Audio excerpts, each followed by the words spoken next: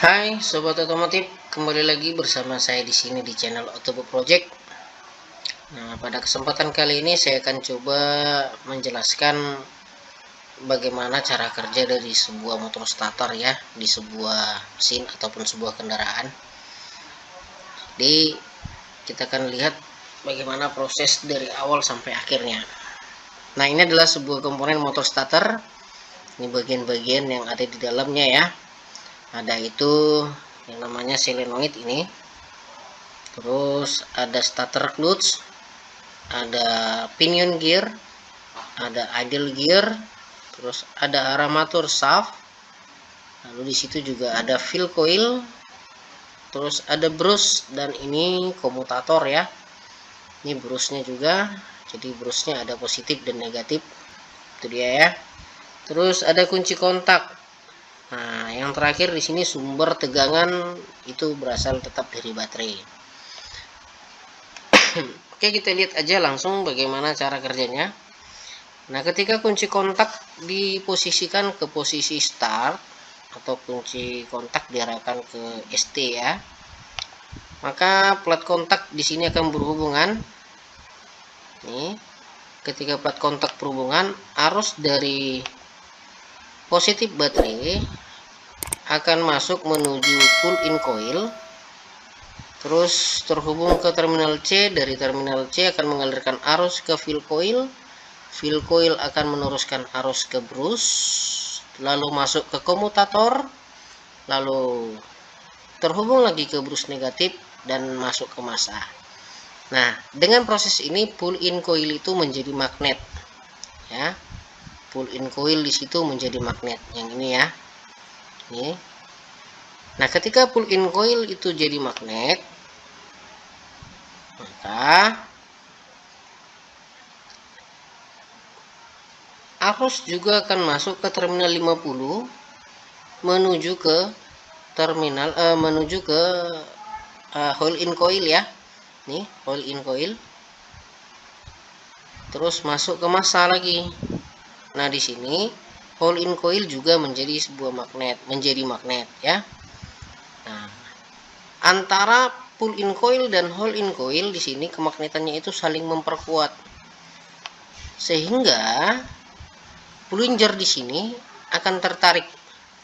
Nah, ketika tertarik plunger, maka akan menghubungkan terminal 30 ke terminal C. Nah, dengan begini posisinya ini tetap terhubung ke massa ya. Langsung ke massa.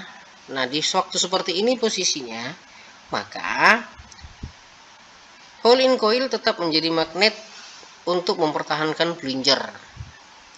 Sehingga pinion gear tetap berhubungan dengan ring gear di sini.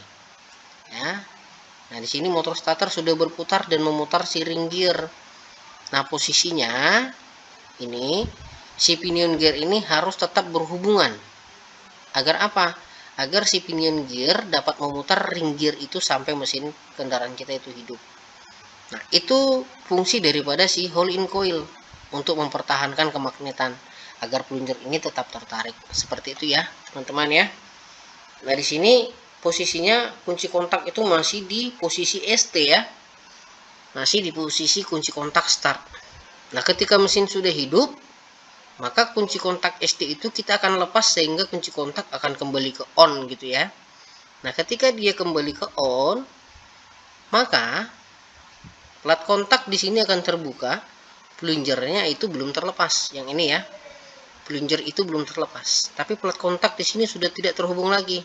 Yang artinya hole in coil, pull in coil tidak lagi menerima tegangan, sehingga tidak ada lagi di sini kemagnetan. Nah, tidak ada lagi kemagnetan di sini. Oke. Ini dia. Kemagnetan PC dan HC saling menghilang. Itu yang tadi saya sebutkan ya, saya jelaskan tadi. Tidak akan ada lagi kemagnetan di hole in coil dan pull in coil. Sehingga plunger akan terlepas. Dan pinion gear tidak lagi terhubung ke ring gear. Nah, aliran arus terputus dari motor starter dan motor starter itu akan berhenti berputar. Jadi seperti itu ya teman-teman ya, bagaimana cara kerja dari sebuah motor starter yang dimulai dari kunci kontak start tadi.